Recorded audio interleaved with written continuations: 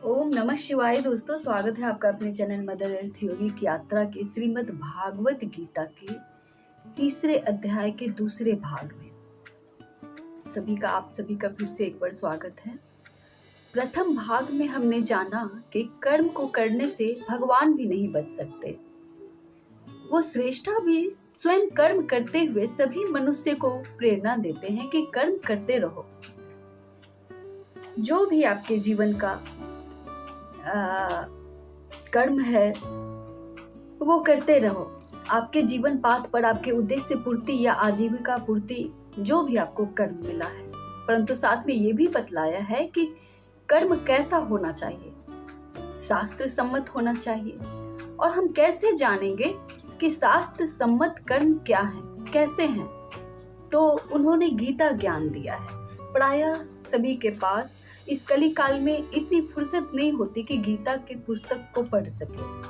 पढ़ लेंगे तो समझ आ जाए, या माने बगैर कि गीता पढ़ने से भला होगा, पुण्य मिलेगा।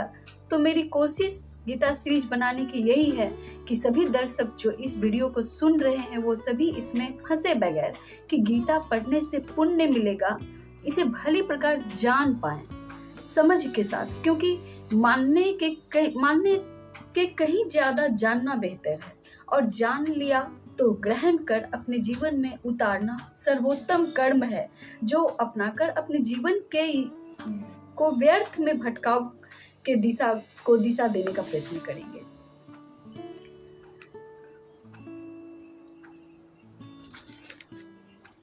और ये प्रयत्न उन्हें सभी कर्मों के बंधन से आजाद करेगी, और फिर आप ये जीवन को सफल बना सकेंगे बिना इस व्यर्थ की भागम दौड़, मानसिक टेंशन, अनिद्रा, काम वासना, ईर्ष्या और अहंकार मुक्त जीवन देंगी। मुक्त जीवन ही पुष्प की तरह खिलता है, अपना निर्माता स्वयं बनाता है। दोस्तों, हर बार जब भी मैं एपिसोड तैयार करती हूँ, हर बार एक नए तरह के उदाहरण के साथ, ज्ञान के साथ समझा सकती थी और अधिक मेरी प्रयास सार्थक हो सकती थी, ऐसा सोचती हूँ। और अपने हर एपिसोड पर मैं पहले से अधिक प्रयास में लग जाती हूँ, ज्यादा से ज्यादा बेहतर तरीके से समझा सकूं, श्रीमद् भागवत गीता के चरित्र को चित्रण कर दिखा सकूं। क्योंकि श्रीमद् भागवत गीता स्वयं में ये मात्र एक पुस्तक नहीं है, ज्ञान का सागर है। जितने गहरे गोते लगाओगे उतनी ही अधिक संपदा, समृद्धि, ज्ञान के मोती मिलेंगे, ऐसा मानती हूँ। तो पसंद आ रहा हो तो आपको ये ज्ञान और मेरे समझाने का प्रयास तो अवश्य लाइक सब्सक्राइब करें। और रही कमेंट की बात, तो हम सभी अर्जुन की तरह जिज्ञासु शिष्य बने रहेंगे तो ज्ञान सागर से मोती मिलती रहेगी, जो आपके प्रश्नों के माध्यम से होंगी। हम सभी शिष्य हैं, जिनमें भी ज्ञान की भूख है, उनके प्रश्न अवश्य होते हैं। यह जीवन के हर पहलुओं पर प्रश्न होते हैं, निजी जैसा कुछ भी नहीं होता। तो आप सभी के प्रश्न भी तैयार होने चाहिए। इससे आपको तो उत्तर देने के प्रयास तो रहेगी ही, साथ ही उत्तर देने के क्रम में मुझे भी अनेकों ज्ञान के नए नए पहलू उजागर होंगे, जो आप और हम सभी मिलकर एक दूसरे से ज्ञान का आदान प्रदान करेंगे। तो आगे बढ़ते हैं आज के गीता अध्याय के दूसरे एपिसोड में, तीसरे गीता अध्याय के तीसरे भाग के दूसरे एपिसोड में। तो पिछली बार हमने यहाँ तक पाठन किया था कि अर्जुन बोलते हैं, हे कृष्ण, तो फिर यह मनुष्य स्वयं न चाहता हुआ भी किससे प्रेरित होकर बलात् पाप का आचरण करता है। हम सभी चाहते तो नहीं कि ये कर्म हमारे पाप की गिनती में आ जाए, पाप कहलाए, फिर भी ऐसा कैसे कर्म हो जाता है जाने अनजाने कि वो पाप की श्रेणी में आ जाता है और पाप कर बैठते हैं हम लोग, किससे प्रेरित होकर। तो श्री भगवान बोले, रजोगुण से उत्पन्न हुआ यह काम ही क्रोध है। रजोगुण जैसे सुविधा चाहिए, सुख चाहिए, और पैसे बना लिए, पोस्ट है, पद है, प्रतिष्ठा है, इन सभी चीजों, जब रजोगुण राजा के तरह जो जीवन मिल जाए तो उनसे यह उत्पन्न हुआ जो काम होता है, और ये काम ही क्रोध है। यह बहुत खाने वाला अर्थात भोगों से कभी न तृप्त होने वाला और बड़ा पापी है, इसको तो विषय में वैरी जान। अब इस विषय पर समझा रहे हैं कृष्ण कि इन सभी जो अचीवमेंट होती हैं और यही जो इच्छा होती है, इच्छा जागृत होती है, वही क्रोध है, वही काम ही क्रोध है।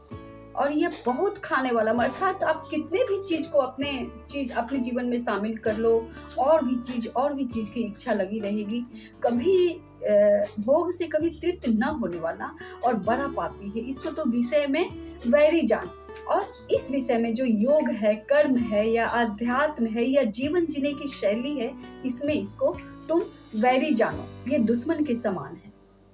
आगे कहते हैं श्री कृष्ण, जिस प्रकार धुएं से अग्नि और मैल से दर्पण ढका रहता है तथा जिस प्रकार जेड़ से गर्भ ढका रहता है, वैसे ही उस काम के द्वारा यह ज्ञान ढका रहता है। तो इसलिए कहा जाता है कि जितने अचीवमेंट हम सभी पाते जाते हैं, जितनी सुख सुविधाएं हम सबको मिलती जाती है, तो ये ज्ञान जो है वो जैसे शीशे पे पड़े हुए एक धूल की परत होती है जिसमें अपना ही चेहरा स्पष्ट नहीं दिखता, ये उसी तरह है। जैसे माँ के गर्भ जेड़ से ढके रहते हैं, उसके ऊपर के कवर जो होते हैं उसके अंदर वो गर्भ रहता है, उससे ढके रहते हैं। ये ज्ञान भी ठीक उसी प्रकार आवरण से ढका हुआ है। और ये आवरण क्या है? हमारा कामी होना, इच्छित होना, इतना पिपासा रखना अपने मान प्रतिष्ठा, यश, कृति, धन, धान्य की, कि इसके अंदर ही वो चीज, हमारा ज्ञान जो है, मूल स्वरूप है जो ज्ञान का, वो ढक जाता है और कामनाएं ऊपर तैरती रहती हैं। हे अर्जुन, इस अग्नि के समान कभी न पूर्ण होने वाले काम रूप ज्ञानियों के नित्य वैरी के द्वारा मनुष्य का ज्ञान ढका हुआ है। अग्नि मतलब वो इतनी वासनाएं इतनी तेज होती है, इच्छा करना, पाने की लालसा रखना, कि वो अग्नि के समान होती है और अग्नि पैदा करती है और चाहने की इच्छा और पाने की इच्छा। इससे ये इस नित्य वैरी द्वारा, काम रूप नित्य वैरी द्वारा मनुष्य का ज्ञान ढका रहता है। इंद्रियां, मन और बुद्धि, ये सब इसके निवास स्थान कहे जाते हैं। यह काम इस मन, बुद्धि और इंद्रियों के द्वारा ही ज्ञान को आच्छादित करके जीवात्मा को मोहित करता है। कितनी अच्छी बात ये समझा रहे हैं, कितने अच्छे गुरु हैं कृष्ण, श्री कृष्ण। और सर्वोत्तम गुरु और सर्वोत्तम शिष्य के बीच ये वार्ता हो रही है, जिसको समझने के लिए हम सभी को अपने सभी ज्ञानेंद्रियों द्वारा ग्रहण करना पड़ेगा। तो यहाँ इंद्रियों के बारे में बतला रहे हैं कि इंद्रियों मतलब 5 इंद्रियां जो हमारी होती हैं, और 7 क्या होती हैं? ज्ञानेंद्रियां होती हैं। 5 इंद्रियां में हमारे हो जाते हैं आँख, नाक, जीभ, कान, त्वचा और शब्द, ये इंद्रियां होती है। और मन और बुद्धि के द्वारा ये आ जाते हैं हमारे ज्ञानेंद्रियों में। तो इन सब के द्वारा जो देखा जाए, सुना जाए, जो हम देखते हैं, सुनते हैं, नित्य ग्रहण करते हैं, इस संसार में रहते हुए, परिवार में रहते हुए, जितनी चीज बनी हुई है इन सबों को चलाने के लिए, परिवार को, संसार को चलाने के लिए, यही वो रहते हैं। इन सब में ही इनका निवास स्थान कहा जाता है, कि हमारे मन में, बुद्धि में, हमारे इंद्रियों में समाते हैं, जिनसे हम देखते हैं वो चीज ग्रहण करते हैं, सुनते हैं, समझते हैं। और ये परत है जो हमें उस मूल ज्ञान की तरफ, उस दिव्य दृष्टि की तरफ नहीं पहुंचा पाता, उस मूल को नहीं पकड़ पाता, जिसके एसेंस जो होते हैं, वो ओरिजिनल ऑथेंटिक एसेंस को नहीं पकड़ पाते हैं। क्योंकि जो हमें देख लेते हैं उस पे हम विश्वास कर लेते हैं, जो कानों से सुन लेते हैं उस पे विश्वास कर लेते हैं, वो मथने लगता है, फिर हमारा हृदय, उसका असर हमारे शरीर पे पड़ता है, पूरे जीवन को अस्त व्यस्त करके रख देता है। लेकिन जैसे ही आप अपने अंतर्दृष्टि से या अपने आत्म के आवाज से सुनने का प्रयास करने लगते हैं, तो आपको चीजें स्पष्ट होती हुई सी नजर आती है। और आत्मा, कहते हैं ना, आत्मा कभी झूठ नहीं बोलता। आत्मा हर बार, प्रत्येक बार सचेत भी करता है और आपके प्रश्नों के उत्तर भी देता है अंत में स्थित होकर। तो इसी आत्मा में, आत्मा के अंदर वो रोशनी होती है जो दिव्य होती है, जो हमें हमारे बुद्धि से मिलाने का काम करती है, जो हम अपने थर्ड आई पे महसूस करते हैं। तो इसी से आच्छादित करके जीवात्मा को ये मोहित करते हैं। जीवात्मा जो है, जितने जीवात्मा है वो, उसमें सब में मनुष्य प्राणी श्रेष्ठ है। जो अभी हम लोग बैठकर गीता का ज्ञान सुन रहे हैं, ग्रहण कर रहे हैं या कर्म कर रहे हैं, तो इन सबों को, हम सभी को मोहित करके रखती है। आगे कहते हैं, इसलिए हे अर्जुन, तो पहले इंद्रियों को वश में करके इसे जान। अब इंद्रियां वश में कैसे होंगी? आगे कहते हैं, और विज्ञान का नाश करने वाले महान पापी काम को अवश्य ही बलपूर्वक मार डाल। अब यहाँ स्पष्ट करते हैं भगवान कि पहले तुम अपनी इंद्रियों को वश में करो, विश्वास मत करो जो देखे हो उस सत्य पे, जो कान से सुने हो उस सत्य पे, जो तुम्हें बिना अपने आत्म के अंदर पहुंचे, तुम्हें जो मन कह रहा है, मन पे इस चीजों को, इस पे विश्वास मत करो। सिर्फ और सिर्फ अपने अंदर के अंतर्दृष्टि पर अपने आत्मा की आवाज को स्थिर करो, शांत करो। किसके द्वारा? योग के द्वारा। और यहाँ जो योग की बात करते हैं कृष्ण, वो योगा की बात नहीं करते हैं, जो हाथ पैर के एक्सरसाइजेस होते हैं, वो माध्यम है जरूर हमें पूरी तरह से क्लींज करने के, योग तक पहुंचाने के। अंतिम योग जो होते हैं वो परमात्मा में विलय ही होते हैं। यानी आप अपने आत्मा में स्थित, आत्मा हमारे परमात्मा का ही परिचायक है। और उसमें हम स्थित कब होते हैं?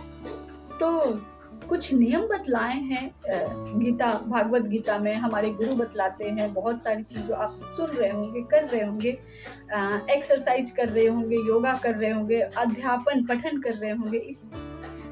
इस चैनल पर बने रहने का और सुनने का मतलब ये है कि आप सभी आध्यात्मिक पाथ के राही हैं, तो आप सब अपना रहे होंगे। लेकिन ये योग तक ही सीमित मत रह जाओ, साधना करो। सुबह शाम मेडिटेशन में बैठो या भगवान के आगे बैठो, चाहे वो माला का सहारा लेकर बैठो, माला जाप के द्वारा बैठो या ध्यान में बैठो, लेकिन उसी चीज में मत रह जाओ। माला जाप की भगवान का ही नाम ले रहे नहीं, एकदम अपने आप को सरेंडर करके अपने आप को फ्री छोड़ दीजिए और तब आप माला जाप कीजिए। आपका मन कहाँ कहाँ जाता है आप जाने दीजिए, उसे भागने दीजिए, और फिर आपको कहाँ केंद्रित करना है वहाँ स्वतः ही हो जाएगा। जैसे ही मन इधर उधर भागे, उसे आराम से आप भागने दीजिए, जाने दीजिए, क्योंकि जब तक ये माला जाप के द्वारा रिलीज नहीं होंगी ये सारी चीजें, तब तक उस परत अंदर तक नहीं जाएंगे। क्योंकि जितने कचरा होता है हमारे अंदर, जैसे गिलास में पहले से अगर गंदा पानी भरा हुआ है, तो उसमें हम अगर साफ पानी का फोर्स धार डालते रहते हैं, तो धीरे धीरे पानी ऊपर से डालने के बाद धीरे धीरे वो नीचे के पानी भी सभी निकल जाते हैं और पूरा ग्लास ट्रांसपेरेंट दिखता है, यानी साफ हो जाता है। ठीक उसी प्रकार ये एक साधन है, माला जाप करना या मेडिटेशन में जाना। जितनी चीज आते हैं आने दीजिए, बस उसे गुजर जाने दीजिए, लेकिन दृष्टा बनकर सिर्फ देखिए, महसूस कीजिए, उस पर कभी भी अटकिए मत कि ये नियम है ऐसा करने का तो मैं ऐसा करूंगा। नियम अवश्य बने हैं आपके एक सेल्फ डिसिप्लिन मेंटेन करने को, क्योंकि जैसे ही हम किसी चीज की का संकल्प लेते हैं कि 40 दिन या 30 दिन या 1 सप्ताह मैं ऐसा करूंगा, तो वो एक संकल्प शक्ति को तेज करते हैं, ताकि आप जितने भी काम में फंसे हो या इधर उधर मन जा रहा हो, तो उस टाइम पे आपको याद आ जाए कि मुझे ये काम करना है। ये भी आपके जीवन को मेडिटेशन की ओर ही ले जाती है, ध्यान एकाग्र करने की ओर ही ले जाती है, क्योंकि इससे हमारा संकल्प शक्ति स्ट्रांग होता है, मजबूत होता है, जिससे हम किसी चीज की गहराई को ठहर कर जान सकते हैं। तो इतनी बातें तो गीता में नहीं लिखी हुई हैं, लेकिन मेरा वही उद्देश्य है कि मैं समझा इस तरह से पाऊं कि आप लोगों को बहुत आसानी से समझने में मदद मिल सके। तो कृष्ण यही कहने की कोशिश यहाँ कह रहे हैं अर्जुन से कि इसको अपने इंद्रियों को पहले वश में करो और इस ज्ञान और विज्ञान का नाश करने वाले महान पापी काम को अवश्य ही बलपूर्वक मार डालो। अब इस जब आप साधना करना स्टार्ट कर देते हैं 30 दिन 40 दिन या सप्ताह भर या सुबह शाम बैठते हैं, तो बहुत सारी चीजें आपको बिगड़ डालेंगी, बहुत सारी चीज माइंड में भी आएंगे। माला जाप करते समय भी बहुत सारे विचार आते हैं। बस विचार को जैसे भी विचार हो, बस उन्हें आने दीजिए, जाने दीजिए। जैसे ही अंदर के सारे विचार शून्य और खाली हो जाएंगे, उस आपके संकल्प शक्ति जो इतने दिन का आपने लिया है उसके द्वारा, तो आप बिल्कुल खाली हो जाएंगे, बिल्कुल उस ग्लास की तरह ट्रांसपेरेंट हो जाएंगे, अंदर से सारा कचरा साफ हो जाएगा। तो इस तरह बलपूर्वक एक संकल्प शक्ति के द्वारा इस पापी काम को अवश्य ही बलपूर्वक मार डालना चाहिए, अपने संकल्प शक्ति के द्वारा मार डालना चाहिए, ऐसा कृष्ण कहते हैं। आगे कहते हैं, इंद्रियों के स्थूल शरीरों से पर यानी श्रेष्ठ बलवान और सूक्ष्म कहते हैं। इन इंद्रियों से परे मन है, मन से भी पर बुद्धि है, और जो बुद्धि से भी अत्यंत पर है वह आत्मा है। अब आगे इन्होंने स्पष्ट किया है कि इंद्रियों के स्थूल शरीरों से पर यानी श्रेष्ठ जो इंद्रियां, जो हमारी 5 इंद्रियां हैं, जिनको में अभी थोड़ी देर पहले मैंने समझाया कि जो देखा जाए, जो सुना जाए, जो महसूस किया जाए, जरूरी नहीं वो सही हो।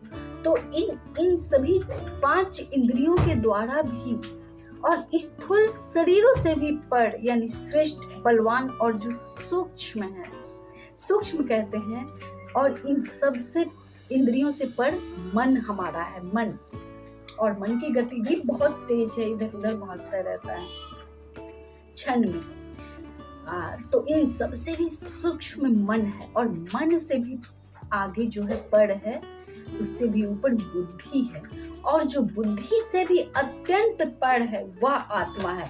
तो अभी मैंने चर्चा की कि आत्मा तक पहुंचने के लिए इन सबसे गुजरना होता है, क्योंकि वो इन सबसे परे है, और इन सब से परे होने के लिए हमें साधना करनी पड़ती है। साधना एक संकल्प शक्ति का नाम है। संकल्प हम इसलिए लेते हैं कि उस चीज को डेडिकेशन बनी रहे, हमें डिसिप्लिन मिल सके, हमें रास्ता मिल सके कि हम कैसे पहुंच सकते हैं अपने आत्मा तक, आत्मा की आवाज कैसे सुन सकते हैं। बहुत सारे लोगों की आत्मा की आवाज, जिन्हें इंट्यूशन कहते हैं, बहुत तेज होती है, उनकी हर बात में उनकी बोलते। तो अगर तेज है भी तो भी इस पे प्रैक्टिस लगातार करिए, आप महसूस कीजिएगा, पाइएगा कि आत्मा कभी झूठ नहीं बोलती। तो इन सब से ऊपर, हमारे इंद्रियों से ऊपर और हमारा मन है, और मन से भी ऊपर जो है बुद्धि है, और बुद्धि से भी अत्यंत पर, उनसे भी पर जो है हमारा आत्मा है। और आत्मा के आगे ही कौन है? परमात्मा है, जो परमात्मा जिनका अंश हम स्वयं हैं, और अपने ही हायर सेल्फ को हम लोग परमात्मा बोलते हैं, ऐसा मेरा मानना है। क्योंकि जब हम आत्मा तक पहुंच बना लेते हैं, तो आत्मा की पहुंच की जब उच्च अवस्था आ जाती है, तो वो परमात्मा की सोर्स होती है, मिल जाती है, यानी तब हम मर्ज हो जाते हैं अपने परमात्मा से, जो फिर भेद मिट जाता है कि मैं या परमात्मा अलग है, मैं अलग हूँ, ये अलग वाले बीच से रास्ते हट जाते हैं। मैं ही परम आत्मा हूँ, परमात्मा में ही मैं विलीन हूँ, वही सब कुछ है, परमात्मा ही सब कुछ है, ये जान जाते हैं। यानी अपने ही अंदर के हायर सोर्स से मिलते हैं। तो परमात्मा क्या है, इसकी अवस्था हमारी आत्मा, हमारी चेतना बतला देती है। तो आत्मा के स्वरूप धीरे धीरे जीवात्मा को स्पष्ट होने लगते हैं, और वो एक होने लगता है अपने परमात्मा से। कहते हैं ना कि जब भगवान को एक कहावत है ना, जब हरि मिले तो मैं नाही, और जब मैं हूँ तो जब मैं था तो हरि नहीं, और जब हरि है तो मैं नहीं। तो जब तक हरि थे, भगवान थे, सामने में उनकी पूजा कर रहे थे, तब तक मैं स्वयं भी नहीं था। हरि अलग थे, मैं अलग था। और अब तो सिर्फ हरि ही हरि है, सिर्फ ईश्वर ही ईश्वर है। मैं मिट गया, मैं पिघल गया, मैं विलीन हो गया, मैं विलय हो गया। यानी सिर्फ हरि ही हरि है, ईश्वर ही ईश्वर है, भगवान ही भगवान है। यानी मैं परमात्मा में मर्ज हो गया। और इस प्रकार बुद्धि से आगे कहते हैं कृष्ण, इस प्रकार बुद्धि से पर अर्थात सूक्ष्म, बलवान और अत्यंत श्रेष्ठ आत्मा को जानकर और बुद्धि के द्वारा मन को वश में करके, हे महाबाहो, तो इस काम रूप दुर्जय शत्रु को मार डाल। अब आगे उन्होंने स्पष्ट किया है कि इस तरह, इस प्रयोग से, इस प्रयास से बुद्धि से पर अपने जो दिमाग, बहुत सारे दिमाग तो अपने आप में एक बहुत बड़ा डार्क फोर्स है, बहुत सारी चीजें बतलाता है, इधर उधर की जानकारियां देता है, उसमें दिमाग उलझा। ये बुद्धि का काम है उलझाए रखना, स्वयं को स्वयं में ही उलझे रखना, उसके दिमाग को कैप्चर किए रहना, उसके बुद्धि को डार्क फोर्सेस द्वारा जो है सो कैप्चर हायर कर लिया जाता है। अपने आपके ही बुद्धि को आप स्वयं नहीं चलाने में सक्षम होते हैं, यानी असक्षम होते हैं आप अपने आप को स्वयं के कमांड में लेने में। तो इस प्रकार बुद्धि से पर अर्थात सूक्ष्म, जो जिन्हें हम लोग सूक्ष्म का यहाँ पे इसलिए यहाँ दिया गया है, सूक्ष्म की बात करते हैं कृष्ण कि वो अत्यंत सूक्ष्म से सूक्ष्म है। ईश्वर जो है वो अत्यंत सूक्ष्म से सूक्ष्म बिंदु मात्र है, बहुत छोटे हैं, जो हम लोग कहते हैं ना कि एकदम डेप्थ, मेडिटेशन की डेप्थ। अब हम लोग जब भी जाते हैं मेडिटेशन में, आप जाते होंगे तो पाते होंगे कि सबसे सूक्ष्म पॉइंट तक किसी चीज के पहुंचने में कितना प्रयास लगता है। और जितने भी इंटेलिजेंट जो होते हैं, जो बड़े बड़े पोस्ट पे होते हैं, वो कितनी सूक्ष्म से सूक्ष्म पहलुओं तक, CID वगैरह जो होते हैं, कितनी सूक्ष्म पहलुओं तक पहुंचते हैं, और उसी सूक्ष्मता को लेकर वो बड़े से बड़े क्रिमिनल तक पहुंच जाते हैं। तो यही सूक्ष्मता हमारे जीवन में, हमारे शारीरिक स्तर पर पहुंचने की जरूरत होती है, जो हम आत्मा तक को अपने प्राप्त कर लेते हैं, आत्मा के स्वरूप को समझ जाते हैं कि ये बुद्धि से भी परे, अत्यंत सूक्ष्म, बलवान, यानी वो उस सूक्ष्मता में इतना बल है कि वो ऐसे ऐसे कितने ब्रह्मांड को उत्पन्न कर रहा है। इस धरती के तो किसी भी शय को, किसी भी बड़ी चीज को, किसी भी मिसाइल्स को, किसी भी एटम को, बम को आप छोड़ दीजिए, वो कितने सारे यूनिवर्स बना सकता है। वो सूक्ष्म इतना बलवान होता है। बलवान और अत्यंत श्रेष्ठ आत्मा को जानकर, जो आत्मा जो होती है अत्यंत श्रेष्ठ, बहुत श्रेष्ठ होती हैं, जानकर बुद्धि के द्वारा, और अपने फिर बुद्धि आपके अनुसार काम करने लगता है, तो फिर अपने बुद्धि के द्वारा मन को वश में कर बुद्धि इधर उधर भगाता है। जब भी आप कोई कार्य करते हैं या किसी अपने जीवन के किसी चीज में फंसे रहते हैं या जीवन चक्र में ही फंसे रहते हैं, तो बहुत सारे विचारों को एक साथ आना, बुद्धि कहेगा, तो आप अगर पाएंगे तो बुद्धि कुछ और कह रहा है, मन कुछ और कह रहा है, तो इन दोनों में हमेशा द्वंद्व चलता है और बुद्धि अपने ही खिलाफ काम करने लगता है।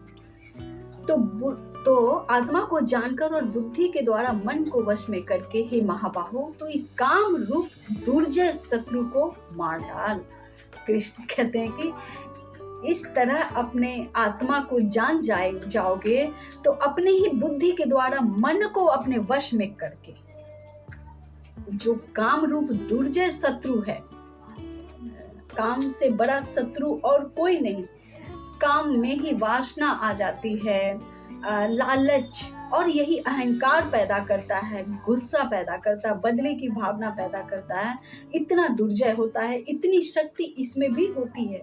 ये भी बहुत बड़ा डार्कनेस है, बहुत नेगेटिव साइड है कि ये इसमें भी नेगेटिव, भगवान के नेगेटिव और पॉजिटिव दोनों साइड में बहुत ताकत होता है। लेकिन क्या होता है कि अंततः जो है अपने आत्मा तक की जो पहुंच होती है, जो सोर्स होती है, वो हमारे परमात्मा चैतन्य की होनी चाहिए।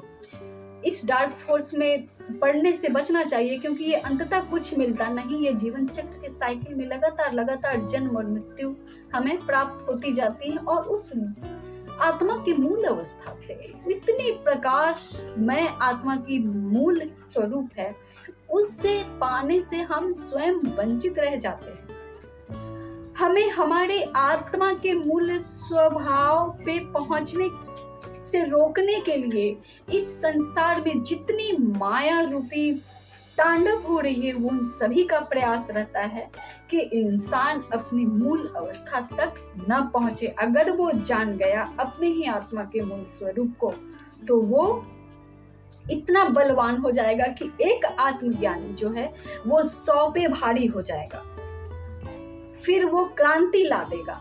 बस इसी तरह कृष्ण जो है सो गीता का ज्ञान देकर वो जरूर, वो ईश्वर भगवान आशा किए होंगे कि प्रत्येक मनुष्य को इतना ज्ञानी बनाओ कि आत्मा के मूल स्वरूप को वो प्राप्त हो जाए, और जितनी नेगेटिविटियां हैं, जितने माया जाल हैं इस धरती के, मैट्रिक्स के, जितने झूठ के जीवन है, जितना मेटेरियलिस्टिक वर्ल्ड, उन सब से जितने डार्क फोर्सेज है, यही सब डार्क फोर्स की गिनती में आते हैं, उन सभी पे विजय पा जाए। और एक आत्मज्ञानी अगर 100,000 पे भारी होता है, तो सोचिए अगर ऐसे प्रयास से, ऐसे योग में जीवन जी के, ऐसे आत्म के मूल तक पहुंचने के योग को अपनाने के लिए उस रास्ते पर चलना अवश्य कठिन है, लेकिन ये वो ऊर्जा पैदा करती है जो हमें हमारे मूल स्वरूप से तो मिलवाता है, उजागर करता ही है। दूसरा, जितने भी झूठ के जंजाल हैं, जितने भी बलात् जबरन के थोपे गए हम पे संस्कार हैं, जितने भी गूढ़ रहस्य है, वो सभी के परत को चीरते हुए वो आत्मज्ञानी ऊपर आता है, निकलता है, और वो एक में हजारों की ताकत होती है कि वो एक अकेला हजारों पे भारी पड़ जाए। कृष्ण तो निहत्ते ही थे, अर्जुन को भी उन्होंने मूल आत्म ज्ञान की ओर बढ़ने के लिए ही इतने ज्ञान दिए, और उन्हें अपना सबसे अच्छा शिष्य मानते थे। क्यों मानते थे? क्योंकि वो सबसे अच्छे प्रश्न करता थे। गुरु क्या देखते हैं अपने शिष्यों में कि वो प्रश्न कैसा कर सकता है, वो कितना जिज्ञासु है, वो कितनी बातों को समझ रहा है, अपना रहा है। तो इसी से गुरु पता लगा लेते हैं कि हमारा शिष्य जो है, अब उसके साथ कैसे हमें अपनाना चाहिए, ज्ञान देने की प्रक्रिया हमें कितना पर रोकना चाहिए और कितना देना चाहिए। शिष्य स्वयं अपने गुरु की चयन करता है, और गुरु भी शिष्य को चुनते हैं। तो ये तो थी गुरु और शिष्य की कहानी, और गुरु शिष्य की कहानी इसलिए है कि हम जितने अर्जुन की तरह, हम जितने अबोध बालक की तरह, बिल्कुल बालक की तरह एक छोटे से छोटे प्रश्न पर अपने गुरु के साथ सेहिप करते हैं और उनके प्रति ही सरेंडर होते हैं, तो हमें जवाब अवश्य मिलता है, क्योंकि ये शिष्य की शिष्यता को दर्शाता है। हम सभी मेडिटेशन, पूजा और ध्यान, साधना, योग इसलिए करते हैं कि हमारे उस पहुंच का पता चल सके कि हम कहाँ तक पहुंचे, और गुरु एक अच्छा मार्गदर्शक उसके लाइफ पाथ पे उसके साबित होते हैं कि वो एक अच्छे मार्गदर्शक बनते हैं, और हमें जो अर्जुन की तरह ही हमें शिष्य होना चाहिए, जो एक अबोध मासूम बच्चे से, छोटे से, इतने बचकानी इसमें सवाल है, आगे पढ़ते जाएंगे, सुनते जाएंगे, इतनी बच्चे वाली अबोध मासूम बच्चे जैसे सवाल करते हैं, और बार बार करते हैं, बार बार प्रश्न करते हैं। ऐसे ही शिष्य होना चाहिए कि अगर जिज्ञासा जगी है तो ये प्रश्न स्वतः ही निकलेंगे। तो हम जरूर अपने उस श्रेष्ठ, अपने कृष्ण जो हमारे सारथी बन जाते हैं, जो अपने ही शिष्य के रथ को, जीवन रथ को चलाने वाले ईश्वर होते हैं, वो स्वयं ईश्वर बनते हैं, कृष्ण जैसे सारथी बनते हैं जब हम अर्जुन जैसे शिष्य होते हैं। तो आगे मेरी कोशिश रहेगी कि मैं इसी तरह गीता के पाठ को कंटिन्यू करके समझाने का प्रयास करती रहूं लगातार, जिससे आसानी हो आप लोगों को समझने में। तो अगर अच्छा लगा हो मेरा प्रयास तो आप कमेंट, लाइक और सब्सक्राइब जरूर करें। और बहुत जल्दी मिलती हूँ आपसे गीता के चौथे अध्याय पे, जो ज्ञान, कर्म और संन्यास योग है। पीछे हमने जाना कि ज्ञान योग यानी सांख्य योग, कर्म योग क्या है, और आगे इन दोनों से मिलकर जो संन्यास योग होता है, इसके ऊपर की जो स्टेज होती है संन्यास योग का, उसके बारे में हम लोग वर्णन करेंगे। और ये है चतुर्थ अध्याय से इसकी शुरुआत होगी। तो आप सब बने रहें चैनल पे, एंजॉय भी करते रहें, ज्ञान भी लेते रहें, और बहुत जल्दी मिलते हैं आपसे। तब तक आप सभी पे परमात्मा की सदैव कृपा बनी रहे। ओम नमः शिवाय।